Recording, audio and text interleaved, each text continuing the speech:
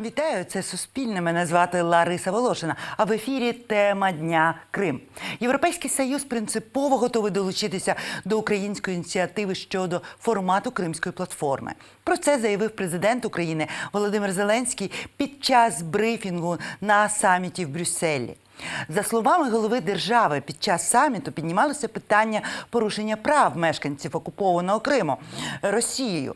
Сторони також обговорили залучення Європейського Союзу до захисту прав кримчан, що страждають від політичних переслідувань в умовах окупації. Тож, якою має бути Кримська платформа? Які країни мають входити до її складу? І які питання вона мала би розглядати? От про все це ми сьогодні спробуємо обговорити з нашими гостями. З нами на зв'язку вже є Юлія Тищенко, голова Ради Українського незалежного центру політичних досліджень, а також співзасновниця національної платформи «Діалог про мир та безпеку, безпечну реінтеграцію». Вітаю вас, пані Юлія. Добрий вечір, вітаю студія, вітаю пані Ларису. Добрий вечір. От повідомлення, які ми почули від пана президента під час брифінгу, він сказав, що є принципова згода. Але буквально на наступний день він в одному з інтерв'ю почав говорити про те, що він сподівається, що Європейський Союз долучиться. На ваш погляд, що означають ці слова «принципова згода» і чи буде ця Кримська платформа? Дякую за запитання. Насправді, я багато говорилося там про необхідність дійсно створення бодай якогось міжнародного майданчика, на якому б йшлося про Крим, про кримську тематику, про кримське майбутнє, про питання пов'язані з деокупацією. Чому? Тому що наразі там, окрім різних заяв міжнародних організацій там чи політики стосовно введення санкцій, немає якихось постійних міжнародних майданчиків, тому тема Криму, вона звичайно звучить, але звучить, я б не сказала, що так системно, як би Україні хотілося б. Дійсно піднімалось багато разів, питання стосовно українських ініціатив щодо створення такого перемовного майданчику, там, де б говорилося б принаймні про ті процеси, які сьогодні відбуваються в Криму, і про мілітаризацію Криму, і про порушення прав, і про певні лазівки там пов'язані з обходженням санкційних режимів, в тому числі самого Євросоюзу. Тобто багато насправді заміщення населення, тобто багато процесів сьогодні в Криму дійсно відбуваються, які несумісні, в тому числі там з міжнародним правом, ті кризи, які сьогодні є, зокрема там і водна криза і так далі. Але за великим рахунком Російська Федерація, звичайно, ігнорує, висміє, якщо ми подивимося зараз різні повідомлення на різні аудиторії з боку таких російських політичних акторів, і в Криму, і в Москві. Тобто там просто йде відверте навіть висміювання відповідних українських ініціатив. Але поза тим і Європейський Союз, і, можливо, ті країни-гаранти нашої безпеки в рамках Будапештського меморандуму, Європейський Союз, це чудово, якщо висловлюється дійсно така згода, мали б приєднатися, зробити такий бодай постійний форум, який би був прикут, увага якого була прикута до того, що сьогодні в Криму відбувається, з перспективою пошуку прийнятних можливих сценаріїв, пов'язаних з відновленням міжнародного права. Міністр закордонних справ України Дмитро Кулеба в одному з інтерв'ю ще в липні місяці сказав про те, що до цієї платформи необхідно все ж таки залучити Росію, принаймні запросити її. Ми з вами розуміємо, що Росія, скоріш за все, відмовиться. Тож виникає питання, чи можливий майданчик перемовин по окупованому Криму, в якому немає окупанта? Принаймні, я думаю, що тут логіка вибудови такої роботи, власне, це принаймні початок. І актуалізація теми Криму на різних рівнях, і більш системна актуалізація на міжнародному рівні, зокрема з країнами-партнерами. І вироблення якихось певних дій, певних заходів, які, на мою думку, сьогодні недостатньо щодо Криму, там з боку, різних міжнародних організацій та міждержавних утворень, які б створили потенційно ті умови, які би в свою чергу примусили, чи зробили намагання примусити Російську Федерацію до участі. Участь може бути різною, до речі, там можуть бути різні гібридні навіть формати. Я зараз не готова це більш детально аналізувати, висловлювати свої припущення, але тим не менше, які примусили до певних дій стосовно майбутнього Криму. Бо звичайна логіка і всі заяви Російської Федерації всім нам відомі. Ми там є, ми щось там повернули, ми надовго, там країни НАТО нас обступають, якщо говорити про українські навчання, і весь світ нам щось винен. Але ситуація все ж таки, я б не сказала, що вона кардинально змінюється, але порівняно з 2014 роком, мені здається, певні трансформації і безпекові, і економічні, в яких Крим стає заручником, вони відбуваються такі. Ваша організація, дослідницький центр, був чи не єдиним, хто ретельно проаналізував зміни законодавства країни-окупанта, які впроваджувалися на окупованій території, ті зміни законодавства, які Україна впровадила в своєму законодавстві у зв'язку з окупацією. Ви видали зелену книгу і білу книгу, тобто цей ґрунтовний аналіз, рекомендації українським політикам і відомствам, що вони мають робити. Але це все ж таки волонтерська робота, це дослідницька робота. Всі ці роботи, вони не є частиною державної політики, державної стратегії по деокупації Криму. Взагалі невідомо, чи є ця стратегія. І отут виникає питання, чи буде ефективним формат, в якому залучаються купа інших країн, в якому Україна на такому державному рівні не може представити оцей аналіз того, що відбулося, ґрунтовний, повний аналіз. І чи не перетвориться тоді цей майданчик на щось на кшталт тристоронньої контактної групи в Мінську, де будуть обговорюватися пенсії, вода, ще щось, що не має відношення до системних таких порушень країни-окупанта, і, звісно, воно не про деокупацію. Дякую за запитання.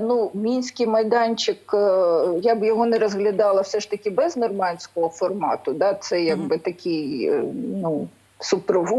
супроводжувальний, я не знаю, елемент, тобто якихось більш глобальних процесів.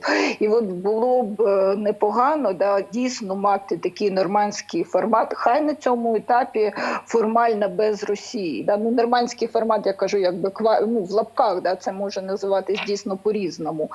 Щодо Криму, якщо говорити про якісь стратегію деокупації, ви абсолютно праві, цілісного документу немає, не існує, принаймні він невідомий. Але певні елементи, політик щодо Криму, вони ж присутні насправді, і вони присутні з 2014 року.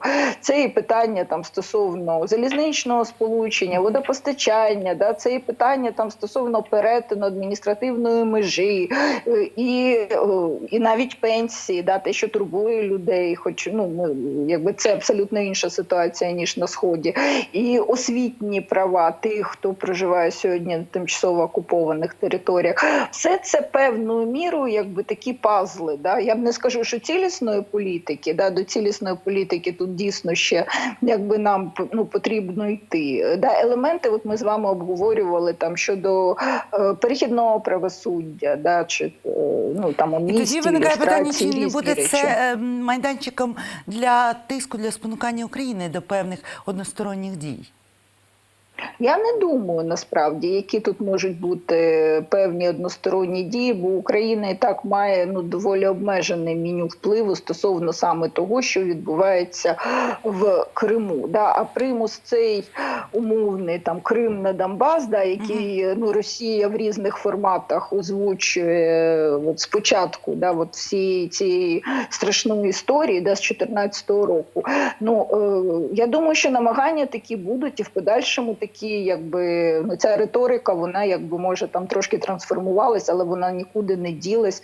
Але ну скажімо так, оця Україно-російський конфлікт, да, він же ну певною мірою цілісний. Звичайно, нормандський формат в Мінську говорять про там ситуацію на Донбасі, в ОРДЛО, але без розв'язання кримської теми, ну, проблеми деокупації, ну, складно говорити про якісь дійсно ефективні кроки з відновлення державного суверенітету України над своїми ну, законними, міжнародно визнаними територіями, в тих кордонах, в яких якби, все це існувало без окупації.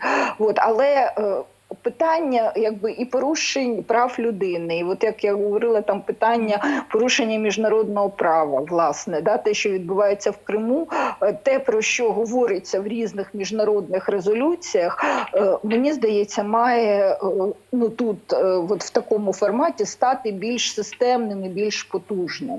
Ну тобто будь-які ініціативи, власне, які ми робимо з розумінням, на що ми це робимо, ну, сподіваюся, таке дійсно розуміння є, і вони, ну, мені здається, в плюс. Чому? Тому що Україну дуже часто, українську владу, не те, щоб звинувачували, а говорили, ви самі не актуалізуєте тему Криму, ви говорите про Донбас, про якісь інші речі, і без України цю тему, ну, скажімо, ніхто не буде додатково піднімати.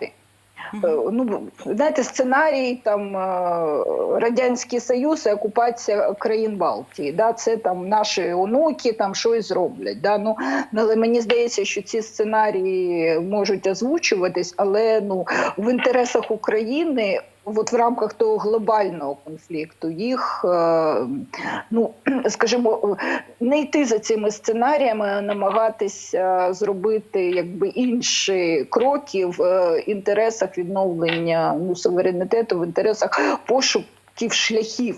Як це зробити? Пані Юлія, в мене є ще одне питання. Я хочу, щоб ви його прояснили, тому що більшість доповідей по Криму їх складають, їх збирають правозахисники.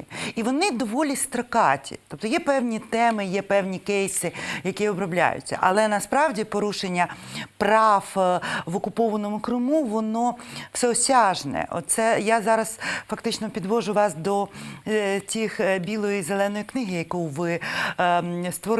Тому що, ну, до прикладу, впровадження законодавства країни-окупанта призвело до того, що в Криму ми маємо бранців, людей, які засуджені за молитву на 20 років. Ми маємо людей, яких тримають під домашнім арештом фактично і тримають роками через оцей нагляд, до якого зараз засуджують всіх політичних бранців. Ми маємо там такі ганебні випадки, як примус країною-окупантом всіх українських громадян поміняти документи, що, звісно, було і фінансовою втратою, і часовою втратою. От всі ці речі, їх ніхто системно не досліджує. І, на ваш погляд, як на такій платформі, де інформацію збирають з одного боку правозахисники, держава, в принципі, цим не займається, але саме держава має доносити до світу саму суть того, що створила з людьми окупація. От як вирішити це питання синергії між державою і громадськими організаціями? Ну, тут ніяких інших якби, інструментів, ніж дійсно діалог, обмін даними, досвідом ніхто не вигадав. От я б не сказала, що такої синергії немає. От коли, приміром, ну це як певні кейси, коли готувались кейси до Міжнародного суду ООН, зокрема, там ця кримська тематика там була присутня, зокрема, порушення прав кримсько-татарського народу, там зверталися органи державної влади і до себе, і до громадських організацій там в різних сферах, тобто там ну вже сьогодні можна говорити дійсно про ці елементи ну певно співпраці, синергії. Є дійсно документування, є робота і якби документування порушень прав людини і співпраця там окремих організацій з правоохоронними українськими структурами. Я мала на увазі, я хочу просто прояснити, я мала на увазі, чи має держава бути замовником таких досліджень? Ну, я думаю, да, якщо вона їх сама не якби в силу, не знаю, там інституційних різних причин не проводить, я думаю, що звичайно. І ще тут такий момент, да, це мають бути не просто дослідження, а системні дослідження. Да, тобто дійсно системно потрібно дивитись, бо кожен день щось відбувається, власне. Да. Дякую, пані Юлія. Я дуже дякую вам за це роз'яснення. А ми вже готові включити до нашого ефіру Ахтема Чийгоза, народного депутата України, заступника голови Меджлісу кримськотатарського народу, щоб обговорити, як на таких майданчиках може висвітлюватися і захищатися права корінного народу Криму. Вітаю вас, пане Ахтеме. Добрий вечір. Добрий вечір. От мене питання щодо заявленої президентом платформи щодо Криму. Тому що, перше питання, чи запрошені до створення цієї платформи представники Меджлісу, як представники органу влади корінного народу? Ні, не запрошені, не було ніякого там співробітництва, співпраці в цьому напрямку. І взагалі дуже дивно, коли президент каже про Кримську платформу, яку ми терміновий час про неї казали і самі, як Меджліс. І тут ми не знаємо, на яких принципах вона буде створюватися, хто буде учасником, і хто взагалі, які принципи, які підходи Україна підготувала для того, щоб запрошувати когось, що будуть вони там пропонувати. Тобто багато питань, але ми не знаємо. Це виглядає як намагання тримати тему Криму. Але цього занадто мало зараз. За повідомленнями МЗС, наприклад, там говориться про те, що створення платформи має на меті задати багаторівневу рамку, яка тримає тему Криму на різних рівнях. Але мешканці, українські громадяни, які мешкають в окупації, вони не хочуть бути прикладом, вони хочуть мати захист. І тут виникає питання, як, на ваш погляд, ця платформа могла би посприяти? Якою вона мала би бути, щоб захистити, принаймні спробувати захистити українських громадян, що залишилися в окупації? По-перше, такі платформи, вони і зараз є, це міжнародні європейські інституції, куди ми звертаємось стосовно прав захисту прав людини, да? Або там якісь события, які пов'язані там екологічні, історичні, такі аспекти. Я думаю, що Кримська платформа – це майданчик, який буде пропонувати партнерам, тобто запрошувати партнерів, це перші лица держав, тобто президенти, і ти як як президент України, ти маєш програму дій, тобто що ти будеш пропонувати. І тут я ще раз кажу, що треба там, як кажуть, зробити домашню роботу. Так? Ми останнього разу, коли зустрічались, то був єдина така зустріч 18 травня. І ми йому казали, що щоб посилити позиції України, треба вирішити питання політичних прав корінного кримськотатарського народу. І це було б першим таким кроком для партнерів, такий сигнал, що Україна, президент Зеленський, він налаштований дуже, як це кажуть, серйозно, да? Але не тільки цього не зроблено, і зустрічі немає, щоб з ним поспілкуватися, які наміри у нього до цієї платформи.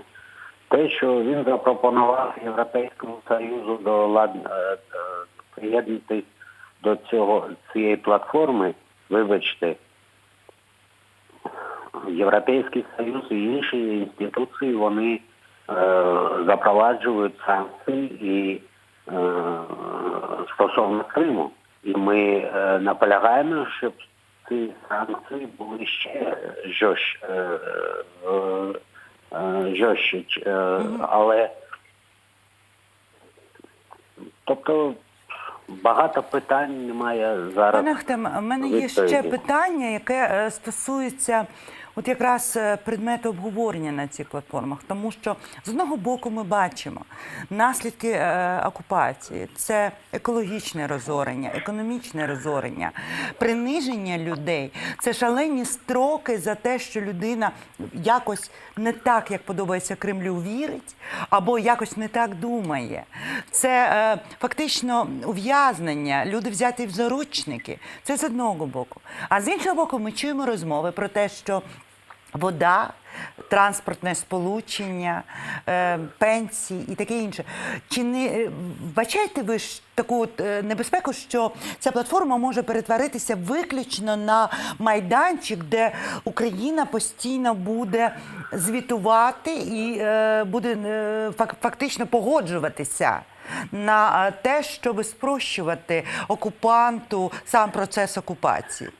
Ви зараз сказали те, що турбує мене особисто, тому що я коли бачу, які дії Зеленського і його команди на прикладі Донбасу, окремих там окупованих територій, це така турбота є і у мене. Але я зараз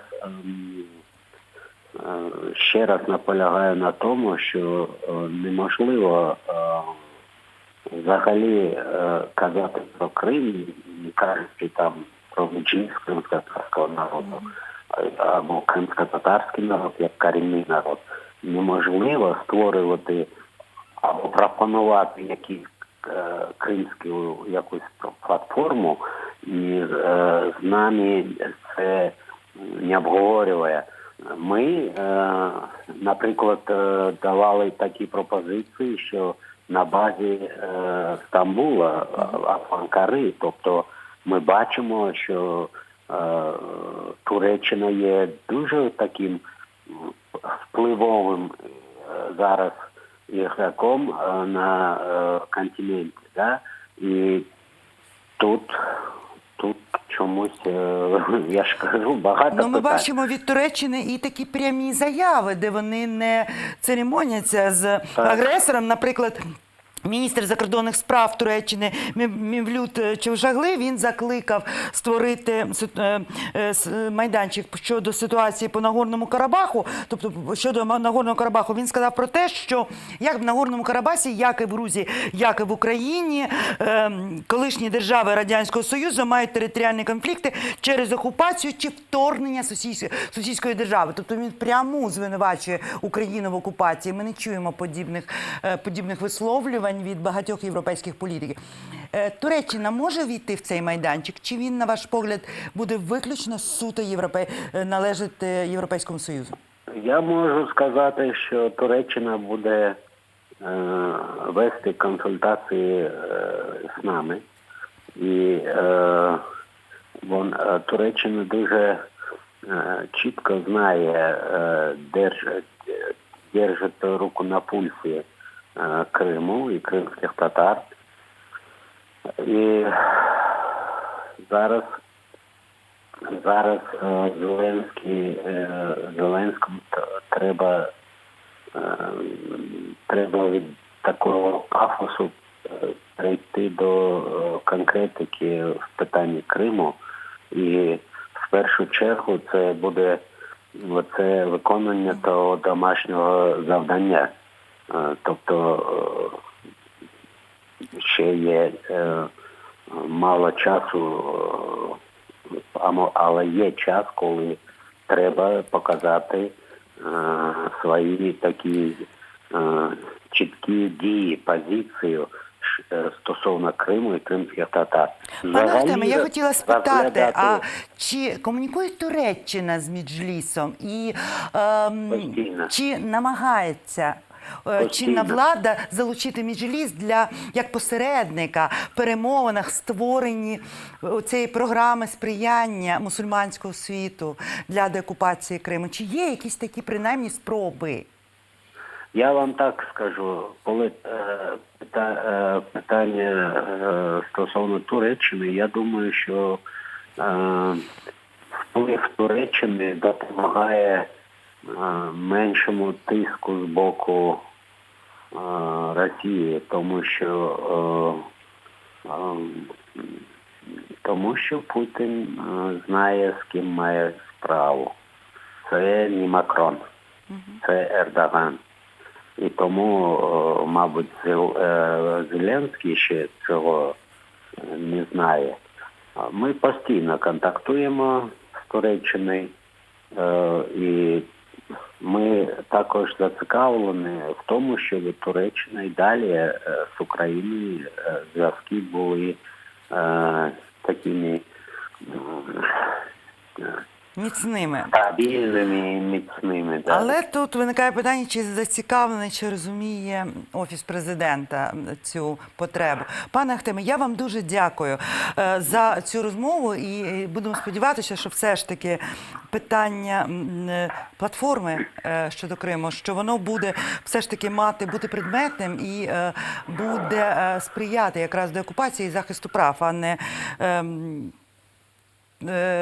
імітувати з собою діяльність. Тож я на цьому з вами прощаюся. Я дякую нашим гостям Юлії Тищенко і Ахтему Чийгозу, заступнику голови Меджлісу кримськотатарського народу, за таку розмову. І перед тим, як попрощатися, передати слово своїм колегам з новинами кримськотатарською мовою, я хочу ще раз нагадати вам підписуватися на нашу сторіночку у Фейсбуці, читати наші новини, коментувати, відвідувати наш сайт і приймати участь в створенні нашої програми. На все добре.